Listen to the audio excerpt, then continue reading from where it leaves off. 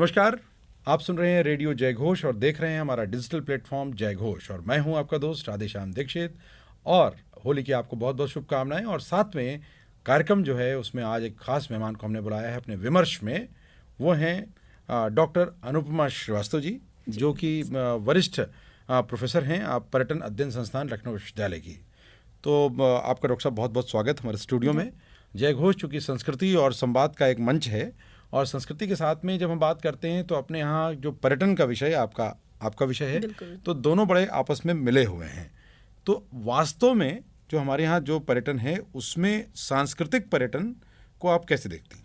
भारत जाना ही जाता है विश्व में अपने संस्कृति के लिए, और लोग आते ही हैं पर्यटन के लिए भारत, यहाँ के कल्चर को देखने के लिए। तो हमको तो ये ऑलरेडी एक बहुत अच्छा एसेट मिला हुआ है कि हम पर्यटन के लिए जो भी आते हैं यहाँ लोग, वो हमारे कल्चर को देखने के लिए आते हैं। हमारा इतना डिस्टिंक्ट कल्चर है, इतना पुराना कल्चर है, हमारा सिविलाइजेशन इतना पुराना है, वो अभी तक कंटिन्यू कर रहा है। कहते हैं कि हमारा ये एक ऐसा कल्चर है जो अभी तक कंटिन्यूटी में है। बिल्कुल। तो उसको देखने का अनुभव ही एक अलग चीज़ है, अनोखा है। तो हमारे लिए तो ये बहुत बड़ी चीज़ है, बहुत महत्वपूर्ण। और चूंकि पर्यटन अध्ययन संस्थान है तो मुझे लगता है कि नई पीढ़ी को इसके लिए तराशना, तैयार करना और फिर उसको इस क्षेत्र में अपनी उद्यमिता और अपने रोजगार के लिए, कौशल के विकास के लिए तैयार करना कितनी महत्वपूर्ण आवश्यकता है ये, और इसकी अवधारणा क्या है? आप इसी से समझ सकते हैं कि पर्यटन कोई ऐसा पहले समझा नहीं जाता कि एकेडमिक्स में आ सकता है, लेकिन यूजीसी ने स्वयं इसको एक स्वरूप दिया। और 25 साल पहले, 25 से ज़्यादा ही हो गए होंगे अब, उसको एक एकेडमिक पर्चा या यू कैन से प्रोग्राम जैसे इंट्रोड्यूस किया यूनिवर्सिटीज़ में। क्योंकि इससे जो यूथ हैं, यंगस्टर्स हैं, उनको एक बहुत अनोखा, बहुत अलग तरीके का एक आयाम मिलता है, जिससे वो अपना करियर बना सकते हैं, जिससे अपना सेल्फ डेवलपमेंट कर सकते हैं, अपनी संस्कृति को जान सकते हैं। तो कुछ ना कुछ सोच के ये यूनिवर्सिटीज़ में इंट्रोड्यूस किया गया है। और आज आप देखेंगे तो पूरे भारत में बहुत बड़ी बड़ी यूनिवर्सिटीज़ हैं जो इन प्रोग्राम्स को चलाती हैं और बहुत सक्सेसफुली चला रही हैं। उसी में लखनऊ विश्वविद्यालय मेरे ख्याल से उत्तर प्रदेश का पहला ही विश्वविद्यालय रहा होगा जिसने पर्यटन को इंट्रोड्यूस किया था अपने कार्यक्रमों में, अपने प्रोग्राम्स में। इसके लिए आपको बहुत बहुत शुभकामनाएं। ये बहुत महत्वपूर्ण उपलब्धि है कि उत्तर प्रदेश में मैं खुद वहाँ पर एज अ छात्र, यहाँ छात्रा यू कैन से आई थी इस कोर्स को करने के लिए, पढ़ा रही हैं। और आज पढ़ा रही हूँ। वेरी वेरी, मतलब तो मेरे लिए बहुत सौभाग्यशाली बात होने की है, और ये उल्लेखनीय भी है। और मुझे लगता है कि इसमें हमारे बहुत से विद्यार्थियों को जो कला के हैं, साहित्य के हैं, जो डिफरेंट ह्यूमैनिटीज़ के सब्जेक्ट्स में अध्ययन करते हैं, उनके लिए ये बहुत बड़ा अवसर हो सकता है कि इसमें आकर के अपने जो करियर को आप एक एडवांसमेंट दें, तो उसे दो तरह के आयाम खुलते हैं, अध्ययन के क्षेत्र के लिए भी और आजीविका और रोजगार के साधन भी। और अब तो चूंकि पर्यटन के क्षेत्र में असीमित संभावनाएं पहले से थीं, लेकिन और भी द्वार खुल गए जब ग्राम्य पर्यटन, कृषि पर्यटन, इको टूरिज्म, इसके बहुत से डायमेंशन आ गए, तो उसमें बहुत सारे अवसर बढ़ रहे हैं। अभी जो छात्र आ रहे हैं, आपने अभी छात्रा के तौर पर भी आपने अपना चिंतन देखा, और आप एक प्रोफेसर के तौर पर भी अपना चिंतन देख रही हैं, और आप देश दुनिया में घूम करके उसको समझ रही हैं। इसमें कितनी रुचि बढ़ रही है आज के युवा की? रुचि बहुत है, और पहले से ज़्यादा लोग इसमें, युवा जुड़ रहे हैं इस पर्टिकुलर पर्यटन उद्योग के साथ। और पहले हम जब यहाँ पर एज अ छात्र, एज अ स्टूडेंट आए थे, तो हम लोगों को समझाने में बड़ा वक्त लगता था इंडस्ट्री को कि हम ये कोर्स कर रहे हैं, इसका ये मतलब है।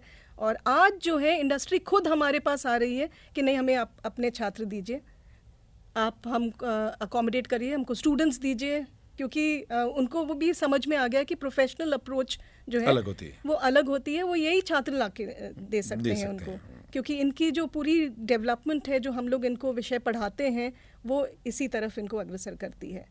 तो ये चीज़ बहुत अच्छी है कि आज स्टूडेंट्स को अपना परिचय नहीं देना पड़ रहा है, उद्योग उनको खुद रिकग्नाइज कर रही है, और इससे रुचि भी बढ़ी है।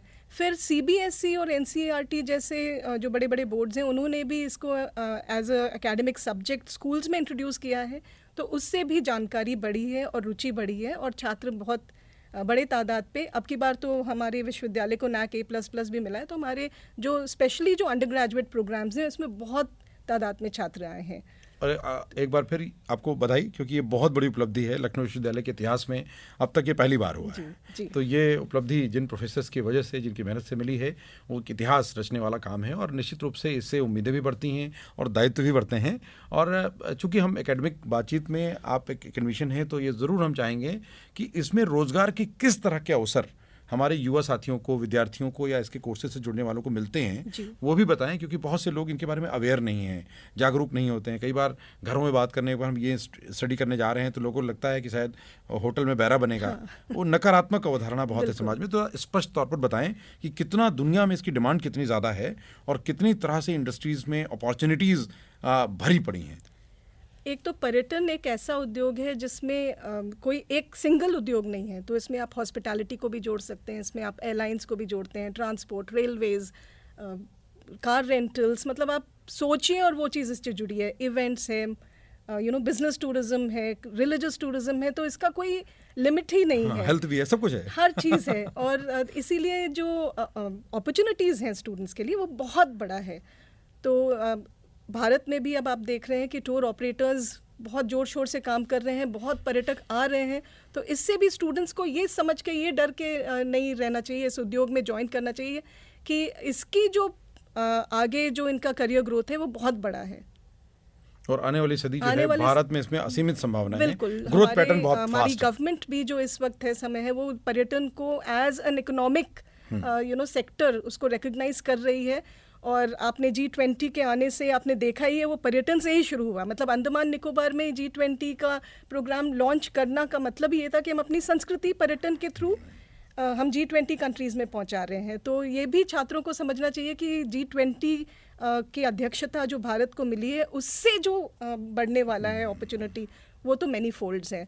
तो आप कोई भी सेक्टर सोच लीजिए, उसमें कोई लिमिटेशन नहीं है। आप जैसे एकेडमिक सेक्टर भी आप देख रहे हैं, जैसे म्यूज़ियम्स हैं, आर्ट गैलरीज हैं, यहाँ पर भी हमको प्रोफेशनल लोगों की ज़रूरत है, छात्रों की ज़रूरत है, यंगस्टर्स की ज़रूरत है, अपने एनर्जी के साथ अपने कल्चर का प्रचार करें।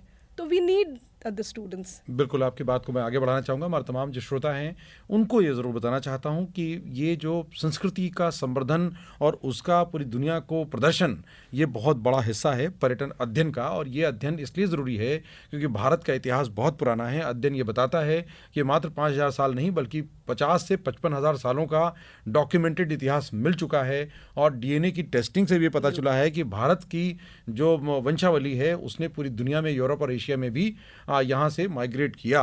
तो ये एक बहुत बड़ी उपलब्धि है और आपको हीन भावना का शिकार कतई नहीं होना चाहिए, बल्कि आपको अपनी उदात्त भावना का परिचय पूरे विश्व तक पहुंचाना है। और G20 उसका अवसर है। और भारत सरकार ने उस अवसर को और इनकैश करने या उसका विस्तार करने के लिए देश के अलग अलग हिस्सों में, अलग अलग शहरों में बहुत से तरह के संवाद शुरू किए, जिनका सिलसिला बदस्तूर जारी है। और विश्वविद्यालयों में भी G20 डिस्कोर्स हो रहे हैं। बल्कि इसमें मैं एक बात और कहना चाहूँगी कि G20 प्रधानमंत्री का ही एक फॉर्मूला है, कह लीजिए, बहुत सक्सेसफुल स्ट्रैटेजी है। G20 student connect program. तो इसमें हर स्टेट में यूनिवर्सिटीज़ एंड कॉलेजेस को जोड़ा जा रहा है, जिसमें स्टूडेंट कनेक्ट प्रोग्राम्स रन कर रहे हैं, जिसमें हम जयघोष के साथ भी एक कार्यक्रम विश्वविद्यालय में हाल ही में किया है, जिसमें संस्कृति के प्रचार के विषय में हमने छात्रों को बताया। तो ये बहुत बड़ी अचीवमेंट है हमारे देश के लिए। ये बहुत महत्वपूर्ण बात आपने की। और चूंकि जितने भी विश्वविद्यालय हैं, कम से कम लखनऊ विश्वविद्यालय जैसे विश्वविद्यालय जो हैं, वहाँ पूरी दुनिया के तमाम देशों के विद्यार्थी पढ़ने आते हैं। तो अपने आप में हमारा एक कनेक्ट दुनिया के देशों के साथ है। सिर्फ उसको एक सेलिब्रेशन के फॉर्म में लाना, उसको दुनिया को बताना और उसको अपने भी समाज के बीच में लाना कि हमारी उपलब्धि है और हमारे यहाँ ये अपेक्षाएं आज से नहीं, हर युग में रही हैं, लेकिन हम उसको मार्केट नहीं कर पाए और उसको मार्केट करना है।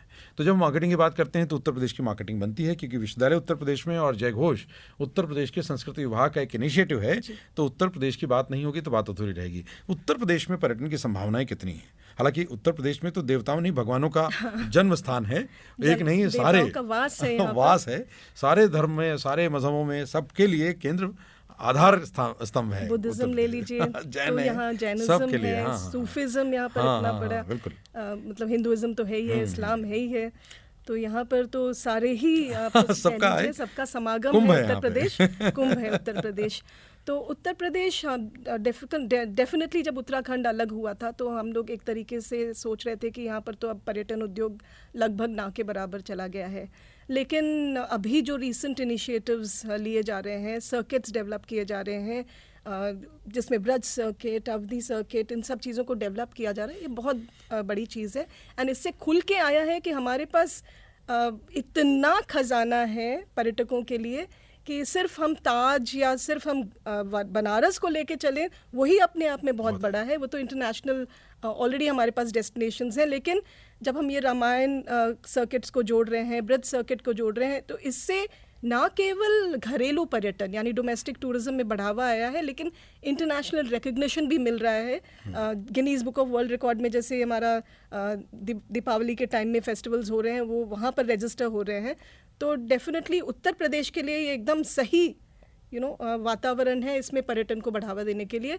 और इसके साथ साथ जो ODOP का कॉन्सेप्ट आ रहा है, स्वरोजगार का कॉन्सेप्ट आ रहा है, स्टार्टअप्स के कॉन्सेप्ट आ रहे हैं, तो ये यंगस्टर्स के लिए बहुत बड़ी अपॉर्चुनिटी है उत्तर प्रदेश। बिल्कुल। और उत्तर प्रदेश जो सबसे बड़ा प्रश्न है, ज्वलंत प्रश्न है, वो बेरोजगारी का, युवाओं के स्वावलंबन का, युवाओं के एंगेजमेंट का, उसका भी उत्तर देने की दिशा में आगे बढ़ रहा है। और मुझे लगता है कि विश्वविद्यालय भी बदल रहे हैं अपने स्वरूप को, अपनी अवधारणा को, और उसमें एक इंक्लूसिव अप्रोच आ रही है, जिसमें न केवल स्वावलंबी बनाना है बल्कि स्वरोजगार के प्रति भी जागरूक करना है, और उनके अंदर इस तरह का स्किल डेवलपमेंट हो कि वो स्वयं अपने आप में आत्मविश्वास से भर सकें और मिल करके न केवल देश के विकास में भागीदार हों, प्रदेश के विकास में भागीदार हों, बल्कि वो इनकी एक अलग पहचान भी स्थापित हो।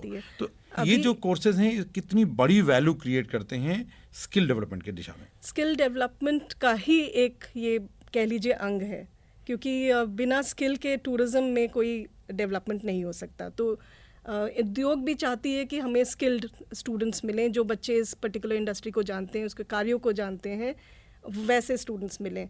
तो स्किल डेवलपमेंट डेफिनेटली जो बहुत बड़ा एक आयाम है। अभी CBCS मतलब जो हमारा NEP अभी यही कह रहा है कि हमको स्किल डेवलपमेंट पे ज़्यादा जोर देना चाहिए। तो NEP का सबसे पहला विश्वविद्यालय है भारत में, लखनऊ विश्वविद्यालय, जिसने NEP को अपने लागू कर दिया है एंड स्किल को बहुत बड़ी जोर शोर से जोड़ा है। हमारे वाइस चांसलर जो है प्रोफेसर आलोक कुमार राय, उनकी एक बहुत बड़ी मंशा थी कि हम लोग इसको करें, और आप ये कह लीजिए पूरे विश्वविद्यालय के जितने भी शिक्षक हैं इससे जुड़े हैं, इसको एज कॉन्सेप्ट लेके चले, एज अ मॉडल लेके चले, और आज हमारी विश्वविद्यालय उसी लिए जानी जा रही है। तो स्किल डेवलपमेंट हर प्रोग्राम, हर विषय, पर्यटन ही नहीं, हमने हर विषय को स्किल डेवलपमेंट के साथ जोड़ा है।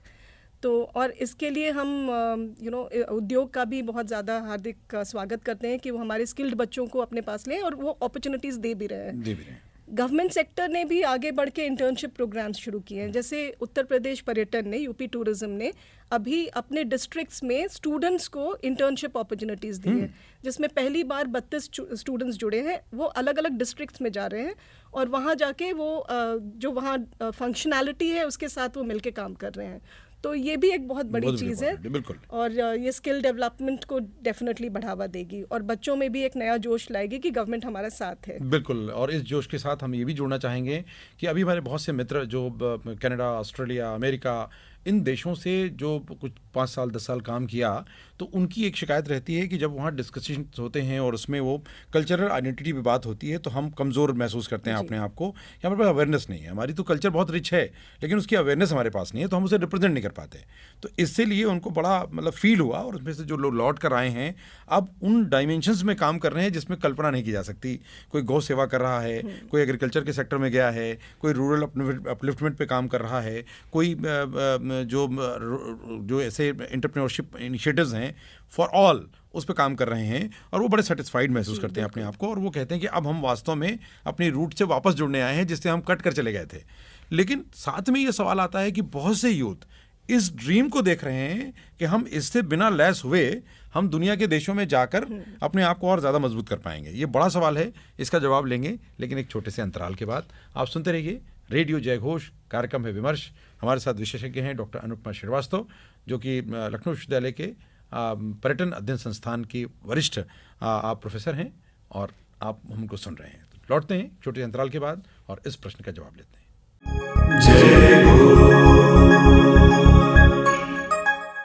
एक बार फिर आपका स्वागत है। आप सुन रहे हैं रेडियो जय घोष और मैं हूं आपका दोस्त राधेश्याम दीक्षित। कार्यक्रम है विमर्श। विशेषज्ञ हैं डॉक्टर अनुपमा श्रीवास्तव, पर्यटन अध्ययन संस्थान लखनऊ विश्वविद्यालय की वरिष्ठ प्रोफेसर, और आप बात कर रही हैं पर्यटन अध्ययन के क्षेत्र की असीमित संभावनाएं क्या हैं, उसमें युवाओं को अवसर कैसे मिल रहे हैं, और इस पूरे अवधारणा से हमारे समाज के विभिन्न प्रकार की जो आवश्यकताएं हैं, समस्याएं हैं, उनको हम कैसे एड्रेस कर रहे हैं। हमारा एक सवाल जो ब्रेक से पहले हमने रखा कि पूरी दुनिया में जाने वाले हमारे भारतीय जब भारत लौट के आते हैं तो उनका परिदृश्य बदला होता है, उनकी सोचने का तरीका बदला होता है, उनका दृष्टिकोण बदल जाता है। लेकिन भारत में रहते हुए जब हम विदेश जाने की तैयारी करते हैं तो वो अवधारणा कुछ और होती है। तो ये कितनी महत्वपूर्ण है, और ऐसा तो सभी विद्यार्थियों पर लागू होता है। तो इस पर विश्वविद्यालयों में क्या हो रहा है? हमने ज़रूर अपने पूरे कोर्स को रीडिफाइन किया है और अपने कल्चर को उसमें और ज़्यादा उसको स्थान दिया है कि छात्र इसको जाने और इसमें एक प्राइड महसूस करके, एक सेंस ऑफ प्राइड, क्योंकि जब तक हम अपनी संस्कृति में प्राइड नहीं लेंगे तब तक हम उसको अपने उतने हृदय से बता नहीं सकते हैं। तो अपने हृदय से जोड़ें इस सेंस ऑफ प्राइड को। तो ये चीज़ हम लोगों ने कोशिश की है कि अपने स्टूडेंट्स को इससे हम लोग जोड़ें, अपनी संस्कृति से और लगाव उनको बने और इसके बारे में और जानें। तो ऐसे बहुत सारे हम लोगों ने पेपर्स, जैसे उत्तर प्रदेश के लिए हमने टोटली डेडिकेटेड एक सब्जेक्ट रखा है जो उत्तर प्रदेश के पर्यटन या उत्तर प्रदेश की संस्कृति की जानकारी छात्रों तक पहुंचती है। और प्लस एनईपी के तहत हमने जो इंटर डिपार्टमेंटल प्रोग्राम्स चलाए हैं तो उसमें भी बहुत सारे ऐसे प्रोग्राम्स हैं जिससे हम संस्कृति का प्रचार कर रहे हैं। तो जैसे एक इंजीनियरिंग का स्टूडेंट भी आके हमारे इंटर डिपार्टमेंटल कोर्स को या प्रोग्राम्स को चॉइस, मतलब एज अ चॉइस ले सकता है और अपनी संस्कृति के विषय में और उसको जानकारी मिल सकती है। तो एक इंजीनियर भी जब यहाँ से बाहर से जाता है दूसरे देश में काम करने के लिए तो अपनी संस्कृति के विषय में एक अच्छी फीलिंग लेके जाता है और अच्छे से प्रचार कर पाएगा। तो डेफिनेटली ये चीज़ हम लोग ख़त्म करने की कोशिश कर रहे हैं कि ये चीज़ जो आपने एड्रेस किया है इसको अपने प्रोग्राम्स के ज़रिए हम इसको दूर कर सकें। बहुत अच्छी बात की। एक आपने जो भागीदारी की बात की, आपने आह्वान किया है कि इंडस्ट्री आ भी रही है और आना है, और क्या क्या मोड हो सकते हैं आपके डिपार्टमेंट के साथ जुड़ करके, लखनऊ विश्वविद्यालय के साथ जुड़कर स्टार्टअप्स का, या ऐसे एंटरप्रेन्योर्स हैं जो कुछ काम कर रहे हैं, उनको अच्छे हैंड की ज़रूरत होती है लेकिन वो बाउंड्री के अंदर कम आते हैं, या डिपार्टमेंट डायरेक्ट आने के बजाय वो प्लेसमेंट जो सेल है उसमें संपर्क करके छोड़ देते हैं। तो कई बार उनकी बात पहुंचती है, कई बार नहीं पहुंचती है। तो इस तरह के कनेक्टिंग प्रोग्राम्स किस तरह के हो सकते हैं? लोग किस तरह के प्रस्ताव आपके पास लेकर आ सकते हैं?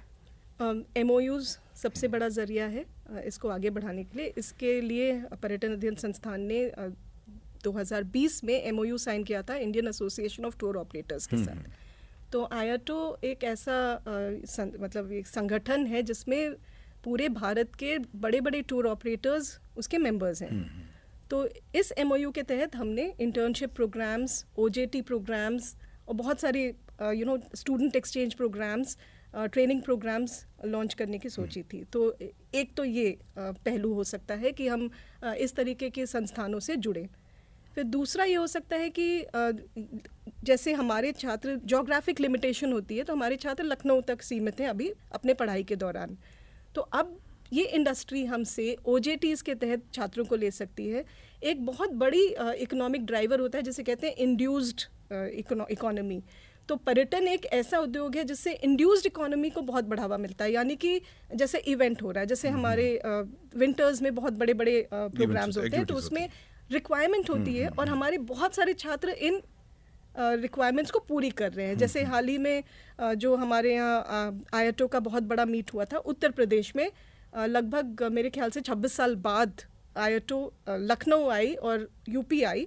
तो इसमें हमारे बहुत सारे छात्र जुड़े थे, भागीदारी कर पाए थे as interns, as different positions, at different positions. तो उन्होंने वहाँ से बहुत कुछ सीखा और लाभ लिया। तो ऐसे ही MOUs साइन करके हम गवर्नमेंट के साथ भी MOUs साइन कर सकते हैं। जैसे मैंने कहा था कि उनका पहल जो है इंटर्नशिप का वो बहुत अच्छा पहल है। मैं इसके लिए धन्यवाद देती हूँ मुकेश मेश्राम जी का, जिन्होंने इसको इनिशिएट किया और पहली बार उन्होंने स्टूडेंट्स को अपॉर्चुनिटी दी कि वो उत्तर प्रदेश पर्यटन के साथ जुड़े थे, पहले भी जुड़े थे, लेकिन इस भागीदारी का मैं मतलब जो बड़ा भागीदारी है, जो participation. ओपन पार्टिसिपेशन है, इसका मैं बहुत शुक्रिया अदा करती हूँ। एक बात और समझ में आती है, जैसे लखनऊ जो है वो एक गढ़ है कला का, संस्कृति का, साहित्य का और बहुत तरह के और जिसके आयाम हो सकते हैं, उन सब विषयों में काम करने वाले संगठनों का, विशेषज्ञों का, बहुत से पद्मश्री विशेषज्ञ हमारे लखनऊ में हैं।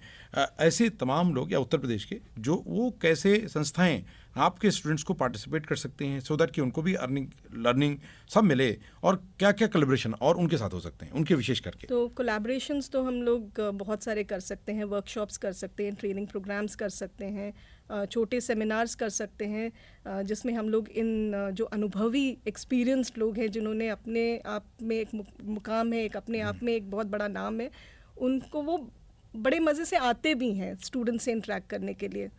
एक बार उनसे कह दो तो वो बोलते हैं हाँ, अच्छा छात्रों के साथ है तो हमको अच्छा लगता है, क्योंकि उनको जो एनर्जी लेवल है छात्रों से मिलती है और छात्रों को उनका अनुभव सुनने का मौका मिलता है। तो मेरे ख्याल से इस तरीके के प्रोग्राम्स हमको और इनिशिएट करने चाहिए और हम करेंगे। और डॉक्टर अनुप्रा श्रीवास्तव के इस आह्वान में मैं भी अपना आह्वान जोड़ देता हूँ कि जो भी श्रोता और जो भी विशेषज्ञ, जो भी कलाकार, जो भी साहित्यकार, विशेषज्ञ सुन रहे हैं, बिना किसी दावत का, बिना किसी आमंत्रण की प्रतीक्षा के आप पर्यटन अध्ययन संस्थान पहुँचें और लखनऊ विश्वविद्यालय आपका स्वागत करेगा, क्योंकि आपके अनुभव की आवश्यकता आपको है और आपके संसाधनों की आवश्यकता आपको है। तो ये रिश्ता बेहतर होगा, बेहतर परिणाम को देने वाला होगा और आवश्यकता समय की मांग भी है।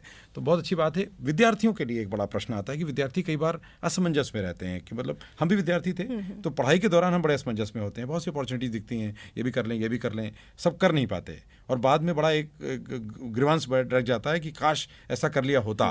तो अभी जो विद्यार्थी पढ़ रहे हैं उनके लिए आपका एज एक्सपर्ट क्या सजेशन है? मेरे प्यारे विद्यार्थियों के लिए मेरे लिए एक ही सजेशन है कि फोकस बहुत ज़रूरी चीज़ है। जो भी आप चुने अपने लिए उसको लगन के साथ और फुल फोकस, फुल अटेंशन के साथ उसको करें, ताकि आगे वो आपका एक पैशन बन सके। तो अपने काम के साथ, अपने क्षेत्र के साथ पैशनेटली जुड़ना बहुत ज़रूरी है। तो मेरी सबसे बड़ी सलाह ये है, जो भी आप चुने, जो भी उद्योग आप चुने, उसमें आप अपने फुल पैशन के साथ उसको अपनाएं, पढ़ाई भी करें और साथ साथ में मुझे एक वेस्टर्न कल्चर जो पसंद आता है कि वो पढ़ाई के साथ उद्योग से भी जुड़े, मतलब अर्निंग भी करें। तो जैसे हुनर से रोज़गार प्रोग्राम्स हैं भारत सरकार के, तो ऐसे प्रोग्राम्स में जुड़े।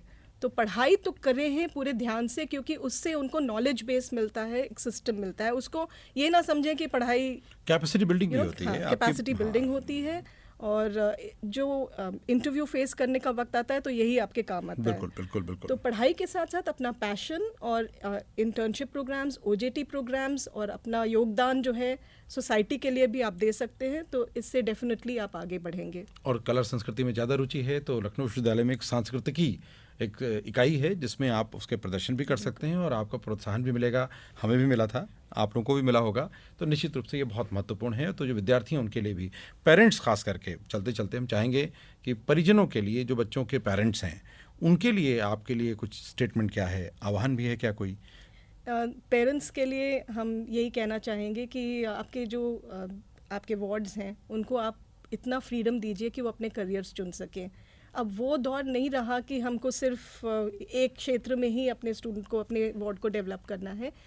आजकल इतने अपॉर्चुनिटीज़ हैं जिसकी कोई सीमा नहीं है, और अगर आपका वार्ड कुछ डिफरेंट है, कुछ अलग करना चाहता है तो उसको आप प्रोत्साहित करें। और देखिएगा आजकल के छात्र तो हम लोग से कहीं आगे हैं in terms of technical knowledge, in terms of using computers। आजकल AI का सिस्टम आ गया है, तो आप इनको समझें और डेफिनेटली आप अपने वार्ड को समझेंगे तो वो आगे बढ़ पाएंगे। समझ का रिश्ता कायम होना चाहिए और मिल करके काम करने की अवधारणा और पुष्ट होनी चाहिए। और जितने भी शंकाएं हैं उनका समाधान बहुत ज़रूरी है। शंकाओं को पाल कर न बैठें, और मन में शंकाएं हों तो आप जय घोष को लिख सकते हैं। हम प्रयास करेंगे कि आप तक उसके लिए माकूल जो विशेषज्ञ हैं उनको बुलाएं और आप तक उनसे जुड़े हुए कार्यक्रम लेकर आएँ ताकि वो आपको सर्व कर सकें। आपने हमें सुना। और डॉक्टर अनुपमा श्रीवास्तव, आपको बहुत बहुत आभार कि पर्यटन अध्ययन संस्थान चलकर हमारे स्टूडियो पहुंचा है। तो हमें बड़ी खुशी है कि ये विषय आप तक पहुंचा और हम सब इस विषय में भागीदार हो सकते हैं, क्योंकि असीमित अवसरों का क्षेत्र है और आप सब इसमें भागीदार होंगे, ऐसी अपेक्षा है। सुनते रहिए रेडियो जय घोष। मिलते हैं फिर अगले कार्यक्रम में एक और विशेषज्ञ के साथ। आप सुन रहे थे विमर्श। जय